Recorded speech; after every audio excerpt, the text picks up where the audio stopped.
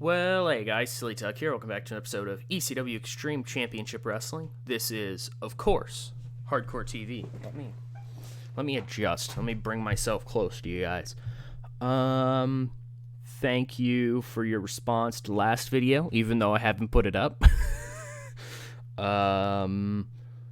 This is... I recorded yesterday, and now I'm recording again today. So for the weekend, getting 2 videos out. My weekend, I'm basically here at home from afternoon or so, Thursday, to...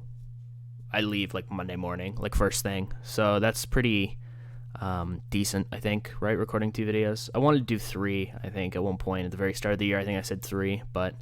That's just not realistic. There are going to be days where I don't want to record or I don't feel like recording. But it's always easier when you get into a flow. You got to know where you are. You kind of know where you're at. We're in March now, March of 2000. Yeah. I don't know what else to say. We're in the Jadwin Gymnasium. We are... How far are we? We are... Nope. We are this episode, then 2 more. So 3 technically, 2 if you don't count this one, whatever. We're that far out from our Living Dangerously pay-per-view, and slowly that card is starting to come together. We've got Taz versus Abyss thus far, Kurt Angle versus Mikey Whipwreck. Tag belts are still a question mark. We've seemingly got Rob Van Dam versus Raven's Nest, but we'll have to get an official word on that tonight. And then the tag belts, we'll have to see what's going on. And we've kind of got the Jericho Sandman issue kind of bubbling under the surface. Who knows if that will come out quick enough to be on this pay-per-view. We'll see. We will see. Anyways, let's just run it. So we're going to open up with Kurt Angle, then 82B. As Kurt Angle just simply says to Mikey Whipwreck, like Mikey Whipwreck comes out, whatever, Kurt Angle's opening the show, talking about how... there's been some weird fucking court settlement or whatever. Kurt Angle doesn't watch this program. Why would he? He doesn't care to see all these other wrestling heathens, if you will, dirty up his mat, his ring. He'd rather, be a boy. Be a boy. We'll go with that. He'd rather do anything else than watch 2 guys in their fucking jeans and their wife beaters hit each other with random objects for the sake of competition. Mikey Whipwreck comes out and he says, "Kurt, you already know it's not what I'm about, man. You already know that I can go. We've gone before." And Kurt says, "Yeah, Mikey, that's the thing. We've already done this, like, not that long ago. So if you just want to come down here for the match, I'll kick your ass and I'll move on, and then I can go and, like, hang out my summer home in Pittsburgh." Yep, Pittsburgh is where I have my summer home because that's where I live. Oh my god, that was a very loud scream in the background. What the fuck is going on? There's some commotion going on in my home. I don't know if you heard that or not. There's a very loud, like, yell. I'm like, oh, I'm not gonna leave this room, I guess. Anyways, Mikey's like, well, no, actually, my shot is for the pay-per-view, as we kind of covered already. And Angle's kind of, he's not too happy about that. And he says, that's fine then. I guess I'll go to my summer home now. And I'll see you at the pay-per-view. You bitch. Wrestling. Moving on.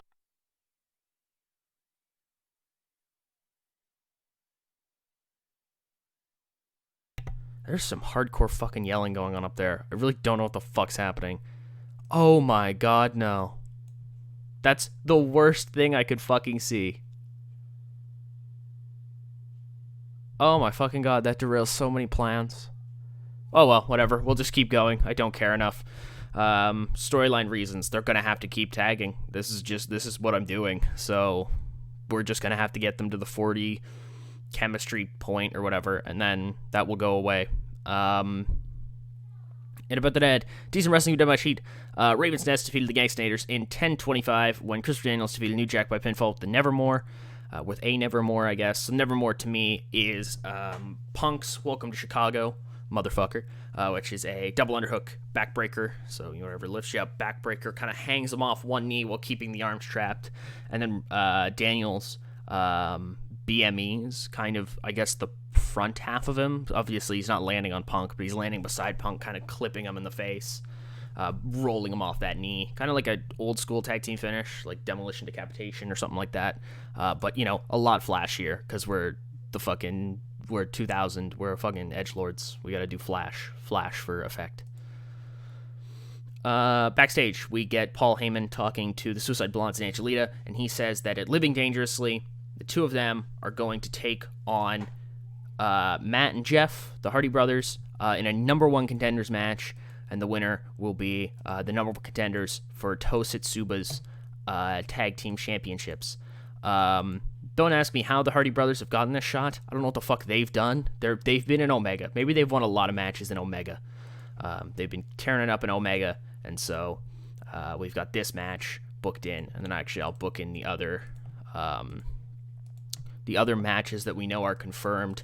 So that's Abyss taking on Taz for the World Championship, and then it is Mikey Whipwreck taking on Kurt Angle for the Television Championship. Perfect. Good stuff. Moving on. We get a 63C as we kind of go back to that wrestling ring that was in that warehouse. And Tommy Dreamer and Jerry Lynn are consistently, they're just locking up and then breaking the lockup with one another. And, I want to say we kind of get a time lapse. They're doing this for maybe 40 minutes. They're just locking up and breaking the lockup. And so, they kind of take a break. And Jerry approaches Tommy and he says, "Do you feel it yet?" And Tommy's like, "Yeah, I don't know." And Jerry says, "Fuck. Okay. Get in the fucking ring." And Dreamer gets in the ring and Lynn says, "Beat me." Dreamer's like, "What?" He says, "Fight me, wrestle me right now." He says, "Jerry, come on, we're, I love pro wrestling, but this isn't, there's nobody here. This is, you're my friend. I'm not gonna," and Jerry says, "That's the difference between me and you. You love them. I love this. I would do this in front of nobody. I would do this if nobody knew my name. The difference between Jerry Lynn and Tommy Dreamer is that Tommy Dreamer loves the people. Jerry Lynn loves professional wrestling. And you, Tommy, need to find your love." And we'll pick back up on that next week. Wow, this does really well for the middle of the show. But they had good wrestling D-Sharks crowd. Chris Jericho defeats Chris Candido in 12:07 by submission with a Lion Tamer. Just a quick little bout to kind of get Chris Jericho on there, or so it would seem. But, oh man, 72 B-. The Sandman strikes again. He comes out and he just starts beating up Chris Jericho. And you really would have thought that Chris Jericho might have been prepared a little bit more for this, but apparently not. He kind of gets laid up with Sandman. His woman looks on, and the Sandman stands tall again. Kind of making good on his word last week that if he couldn't put out the champion, maybe he'll put out the mainstream darling of ECW. We get a segment here with Smothers, Guido, Mama Luke, and Rich. Obviously, Rich isn't really part of it, but he's managing Guido and Smothers. He should be managing Mama Luke as well, so I'll have to switch that. And they're talking about what the hell happened with Rhino last week and why couldn't they beat Rhino. It was 2-on-1. They couldn't beat Rhino. And then Smothers looks at Mama Luke and he says, "I've got a tremendous idea. We were doing 2-on-1. We're not thinking big enough, boys." Guido's like, "What the hell do you mean, Tracy?" And he says, "Listen to me. 3-on-1 handicap match." And they're all like, "Oh, fuck. Well, we'll definitely beat him then. Go run this by Paul. Go run this by Paul Heyman." And Tommy Rich leaves the room to go run it by Paul Heyman. We get a... Oh my god, he dislocated his fucking shoulder. God, Abyss is an animal. He fucking dislocates Doug Furnas' shoulder, hits him with a black hole slam. Big dominant victory here by the number one contender. He's just rolling people over. This is a match that I hadn't done before, so I just wanted to do it. Fuck yeah, Abyss. Thank you. I know. 84 B+. Percy Pringle grabs a mic in the ring, and he tells Taz to count his days. Count down your days left as world champion. The end is coming. The monster is coming. Abyss will be the end of you. We get a promo package here. It's Christy Mist. She's backstage. Or not backstage. Oh, yeah, she's backstage. She's with Shane Douglas having an interview. Kimona's with him. And she basically says, Shane, we saw last week you talking about going towards the World Championship, but where does the triple threat as a whole go now? And he says, well, you answered the question yourself, the World Championship. You see,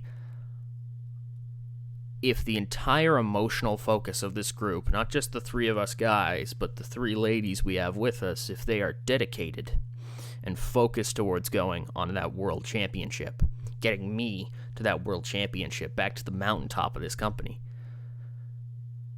I've got the thoughts and the feelings and the emotions of 6 people. I'm unbeatable. I mean, I'm unbeatable anyways. I'm the fucking franchise. But now I'm going straight to the top. Nobody's going to be able to stop us. And everybody can step up and get their asses franchised.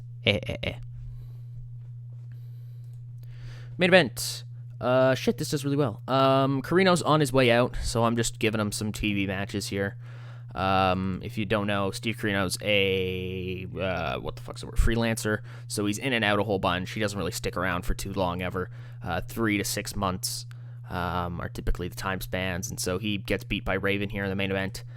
Even flow DDT, and Raven grabs a mic after the match. 100 A-star, fuck yeah. And so Raven basically says, Rob, you want to take on Punk and Daniels, huh? Well, you got it. Living Dangerously, handicap match. You versus my nest. My tag team boys. Let me find handicap 1 versus 2 ECW. There you go. Whoa, that was very loud. Apologies. I actually don't know if that was very loud. Oh, hold on. I shouldn't do that. I should do Raven's Nest. Ooh, special. And then Rob Van Dam. Awesome. Yes, I understand. Thank you. Yes. I don't care. I'm teaming them anyways. Cool. We got Rob Van Dam versus CM Punk, Christopher Daniels. Awesome.